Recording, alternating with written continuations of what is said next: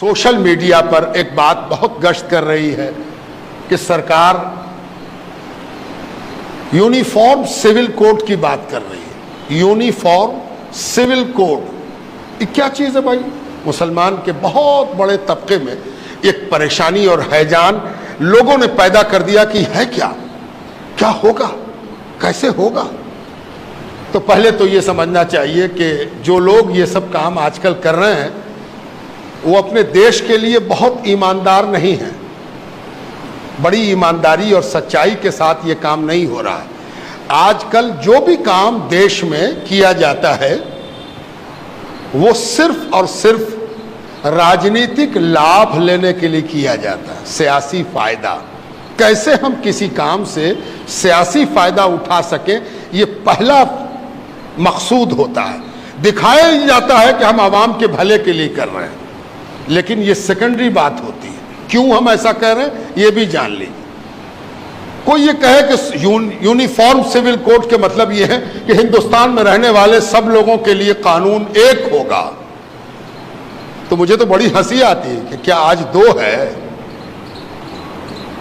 ہم مقدمہ کریں گے تو میرا کوٹ الگ ہے، کوئی غیر مسلم ہم پر مقدمہ کرے گا تو اس کا کوٹ الگ ہے. مسلمان کے لیے قانون الگ ہے، ہندو کے لیے قانون الگ ہے، عیسائی کے لیے قانون الگ ہے. تو کیا بات کر رہے ہو بھائی؟ تھانہ ایک، پولیس ایک، منصف ایک، مجسٹریٹ ایک، سول کورٹ ایک، ہائی کورٹ ایک، سپریم کورٹ ایک. قانون تو سب ایک ہے، راشن کارڈ سب کا ایک ہے. ہم اگر جا کے لائن لگاویں اپنے کنٹرول میں تو کیا مسلمان دیکھ کے کارڈ دوسرا بنے گا؟ ٹیکہ پڑا ابھی کووڈ-19 کا، کووڈ-19 کے نتیجے میں لوگ مرے تو دھرم دیکھ کے نہ کوئی مرا اور دھرم دیکھ کے نہ اس کو ٹیکہ پڑا. پورے ہندوستان میں رہنے والے تمام بھارت واسیوں کے لیے ایک قانون ہے، ایک بات ہے. لیکن ایک بات یاد رکھیے، آپ تو سب مسلمان ہیں. کوئی آپ کے گھر پر گیا تھا کہ سب لوگ گول ٹوپی پہن کے آئی ہو؟ ہے نا؟ کوئی گول پہن کے آیا، کوئی پلے والی پہن کے آیا، کوئی اونچی پہن کے آیا، کوئی نیچی پہن کے آیا.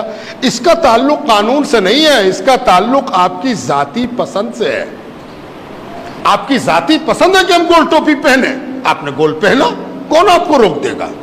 اگر روکتا ہے کوئی تو اس کے مطلب یہ ہے کہ اس کا دماغ کھسک گیا ہے نا؟ جیسی ٹوپی پہننا آپ پہنی، یہ آپ کی پسند ہے.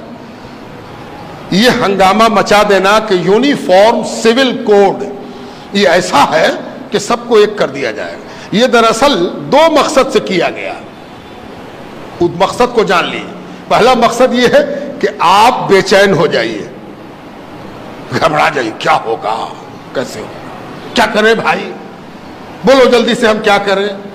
تو کچھ لوگ لگ جائیں گے کہ ایسے موبائل پر میسج کرو، ایسے فلانا کرو، یہاں پر جمع ہو جاؤ، یہاں پر لیٹ جاؤ، یہاں پر کھڑے ہو جاؤ، یہاں پر یہ بولو. یہ سب پریشان کرنے کی ایک صورت ہے. دوسرا مقصد کیا ہے؟ کسی کو خوش کیا جائے کہ ان لوگوں کو بہت کچھ مل رہا تھا، ہم ہی ہیں جو ان کا کاٹ رہے ہیں، ہم ہی ہیں جو ان کو ہم بے چین کیے ہوئے ہیں، ان کو ہم پریشان کیے ہوئے ہیں، ان کو پریشان کرنے والے ہم ہی نہ ہیں. تو دوسرا آدمی اکٹھا ہو گیا، سارے لوگ گلوبلائز ہو گئے، پولرائز ہو گئے کہ ارے یہ تو بہت اچھا کر رہا، مسلمان لوگ کو بہت فائدہ تھا، بہت بینیفٹ تھا، ہے نا؟ اگر کوئی پوچھ دے کہ مسلمانوں کو کیا فائدہ تھا تو سب سے پہلی چیز یہ بتائی گئی کہ مسلمان 4 شادی کر سکتا تھا. 4 شادی، جانتے ہو مسلمان 4 شادی الاؤ ہے، اس کو 4 شادی کرے گا، ہے نا؟ یہ ایک ہوا بنائی گئی، یہ ایک ماحول بنایا گیا، ہے نا؟ اور اس ماحول میں کبھی بھی سچائی سے واسطہ نہیں پڑا کہ یہاں پر ہزاروں مسلمان جمع ہیں. ذرا پوچھ تو دیجئے کہ کتنے آدمی نے 4 شادی کیا ہے، کتنے نے 2 شادی کیا ہے. یہ جو پروپیگنڈا ہے، یہ جو کہا جائے کہ نگیٹو ایٹیچیوڈ ہے مسلمانوں کے بارے میں، یہ فضول باتیں، یہ محمل باتیں، ان سب چیزوں کو اس طرح سے بڑھایا جا رہا اور دونوں بڑھا رہے ہیں. قانون لانے والا کہہ رہا ہے کہ ہم 4 شادی تو کرے نہیں دیں گے، اور ادھر سے بھی ایک گروپ کھڑا ہوگا کہ نہیں کہا کرے دو گے ہم کو، یہ تو میرا حق ہے، ہم کر کے رہیں گے۔ آپ بڑے بیدار مغز، سمجھدار، جانکار لوگ ہیں، ہم آپ کو بڑی سنجیدگی کے ساتھ یہ باتیں سمجھا رہے ہیں۔ یہ ایک بات یاد رکھیے اور بات ختم، وقت نہیں ہے، وقت زیادہ ہوا چاہتا ہے، گرمی بھی شدید ہے، اللہ تعالیٰ مہربانی فرمائے۔ ایک چیز ہمیشہ یاد رکھیے کہ جب بھی کسی چیز پر آپ ریئیکٹ کرتے ہیں، رد عمل آپ کا آتا ہے، کسی عمل کے نتیجے میں آپ رد عمل کرتے ہیں، کسی ایکشن کے نتیجے میں آپ اپنا ایکشن دکھاتے ہیں، ہے نا؟ تو ہمیشہ اس بات کا خیال رکھیے کہ اس کے پروگرام کا حصہ مت بنیے، جو وہ چاہتا ہے وہ مقام مت کیجیے۔ اس نے کچھ سوچ کے ایکشن لیا ہے، اس نے کچھ سوچ کے ہی فتنہ چھوڑا ہے، اس نے کچھ سوچ کے فلیتا لگایا ہے۔ کہیں ایسا نہ ہو کہ وہ جو سوچ کے کام کیا ہے اسی کام میں ہم لگ جائیں اور وہ ہنس کے کہے ہم تو جانتے تھے کہ یہ ہوگا، ہے نا؟ ہم تو جانتے تھے کہ یہ ہوگا، سارا مسلمان پریشان ہے نا؟ لا کمیشن، کانسٹیٹیوشن، ہندوستان کا آئین کیا کہتا ہے؟ ہندوستان کے آئین کا ایک آرٹیکل ہے 44 آرٹیکل، وقت نہیں ورنہ میں تو تفصیل میں جا کے آپ کو سناتا اور سمجھاتا بات کو۔ 44 آرٹیکل میں ہمارے آئین میں، ہمارا سمویدھان، اس میں ایک بات کہی گئی ہے کہ اس ملک کے رہنے والوں کے لیے ایک جیسا قانون ہوگا، ایک جیسا قانون ہونا چاہیے۔ بڑی اچھی بات ہے، اس سے کون انکار کرتا ہے؟ مسئلہ بات سے پیدا نہیں ہوتا، بات کے انٹرپریٹیشن سے پیدا ہوتا ہے۔ کیسے ہم اس بات کو لیتے ہیں اور اس بات سے کیا سمجھتے ہیں، اس سے مسئلہ پیدا ہوتا ہے۔ اگر کوئی کہے کہ اس پورے ملک میں ایک طرح کا قانون ہو، کون سی بری بات ہے بھائی؟ بڑی اچھی بات ہے۔ کالا گورا، لمبا موٹا ناٹا، غریب امیر، پڑھا لکھا کم پڑھا لکھا، سب کے ساتھ ایک ٹریٹمنٹ ہونا چاہیے، ہو اچھی بات ہے، کون مخالف ہے؟ اب اس کو ہم دو طرح سے سمجھاتے ہیں۔ ایک مثال یہ ہے کہ اس کو ایک آدمی کہے کہ بھائی سب کے لیے تو ایک قانون ہونا چاہیے، تو آپ ہی کالر والا کرتا پہنا، یہ بغیر کالر کا پہنے ہوئے، یہ نہیں ہوگا۔ یا تو سب آدمی کالر والا پہنے یا سب آدمی بغیر کالر کا پہنے۔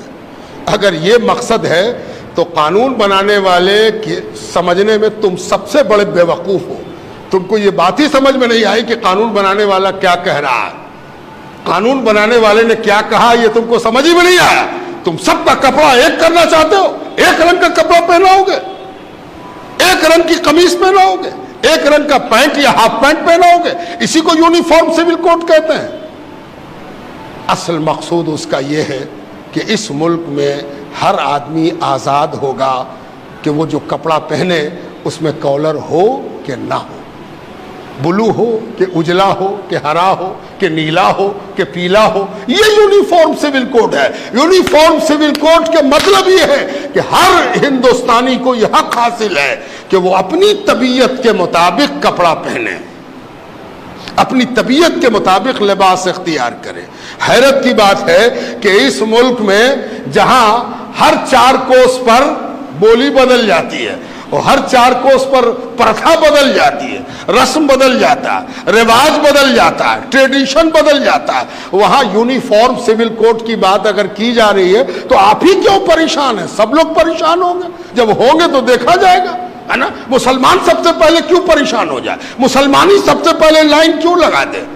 یہ بڑی غلطی ہے، بڑا قصور ہے جو آج ہماری سو کالڈ رہبری، سو کالڈ رہنمائی، so called leaders, Muslim leaders جو اپنے آپ کو مسلم لیڈر کہتے ہیں، وہ مسلمانوں کو جھونک رہے ہیں کہ سب سے پہلے تم کھڑے ہو جاؤ، جبکہ سب سے پہلے تو وہ کھڑا ہوگا جس کا ٹریڈیشن ہر تھوڑی دیر پر بدلتا رہتا ہے۔